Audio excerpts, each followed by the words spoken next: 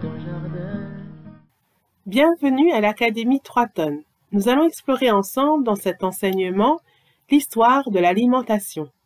Dans cette leçon, nous allons voir nos ancêtres éleveurs et cultivateurs. Le fait de manger de la viande va permettre aux anciens humains de changer de mode de vie et de lieu de vie. Pour sortir de la forêt, il leur suffit de domestiquer des animaux qui mangent l'herbe qui se trouve partout et que les humains ne peuvent pas manger. Les humains mangent aussi la viande et le lait des animaux quand ils en ont besoin.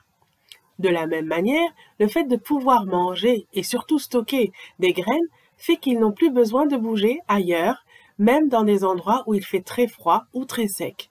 Ils peuvent consommer leurs réserves pendant de longues périodes de plusieurs mois, surtout quand en plus, ils peuvent donner les stocks à manger à leurs animaux. C'est ainsi que les humains peuvent quitter définitivement la forêt et s'installer un peu partout sur la terre en devenant éleveurs et cultivateurs. Leur nouvelle alimentation n'est pas forcément aussi adaptée que celle procurée par les fruits. La graisse de la viande a tendance à boucher les vaisseaux sanguins. Le lait et certains légumes provoquent des réactions allergiques. Le manque de certaines molécules rendent le corps malade.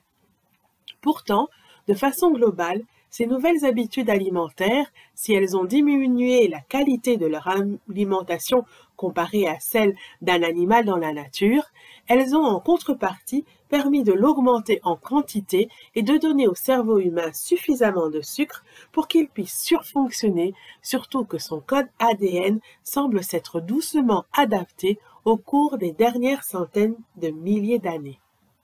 Ici s'achève cette partie de l'enseignement sur l'histoire de l'alimentation. Vous pouvez maintenant contacter le centre de formation pour nous poser vos questions et valider que vous avez bien compris cet enseignement avant de passer au suivant. Vous pouvez bien sûr, avant, écouter l'enseignement autant de fois que vous le jugerez nécessaire.